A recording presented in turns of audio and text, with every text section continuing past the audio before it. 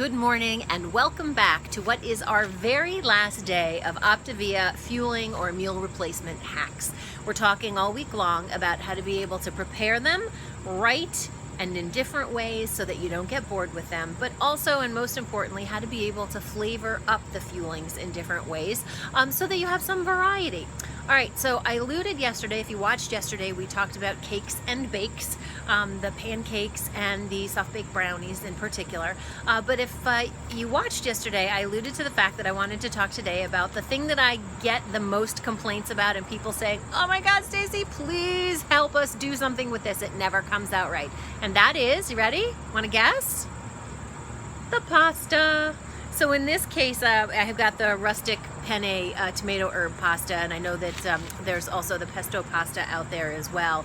And I think the thing that I come back to over and over and over again with this one is that this is not a quick fix. So much like some of the other fuelings that we're just so used to being able to make them instant, or a minute 30 in the microwave and they're done and ready to go.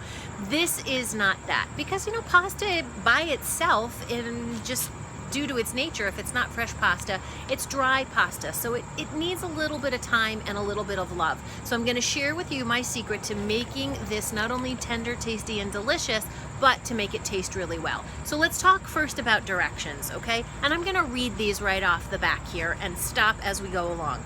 So basically, you're going to open it up, you're going to put it in a deep bowl. Now this is key number one. How many times have you put it in and put the water, follow the directions, and it blows up like a volcano? Key number one is to put it into a deep bowl. So, unfortunately it's got to be pretty big, but don't put it in a coffee mug and expect good results, because that's not going to happen. Then you're going to add the water to this. This calls for 6 ounces of water. I put in a little bit more, and then it says mix it together. All right, so here is the biggest key number one. Mix it with a whisk. Whisk it all together, and that's what's going to get rid of all of those lumps for you. There's nothing worse than, lumpy pasta, and that goes for the soup and for the chili as well. Now the chili is going to have a little lump in it, but you definitely want to whisk it together. Now it says to microwave it for 2.5 minutes. Let it stand for 1 minute and then cook for an additional 3 minutes. Here's what I've found to be successful. 2.5 minutes, absolutely. Take it out, whisk it again one more time. Then let it stand for 2 to 3 to 4 minutes.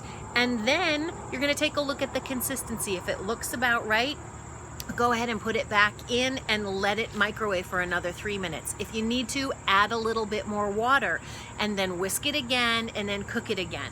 And then let it sit. Now it's molten by this point in time, right? So let it sit, let it rehydrate, and let it cool down a little bit. And then your pasta will get tender and it will get tasty. So this is time. And I think the biggest thing is we really just try to rush this, and we shouldn't.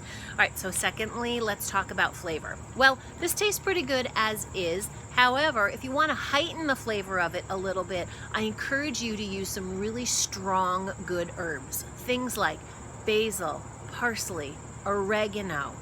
You can add a little bit more garlic to this. You can use some lemon thyme in this.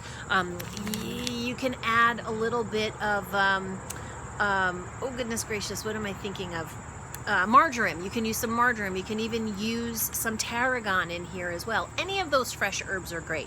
If you're a Stacey Hawkins fan and have some of the dried seasonings, Tuscan Fantasy is really fabulous in this. Any of the garlics, the garlic gusto, garlic and spring onion, Simply Brilliant's going to give you a little extra pop with some lemon, or just basic dash of desperation, so you get some salt, pepper, garlic, onion, and put that in the beginning when you're whisking everything together.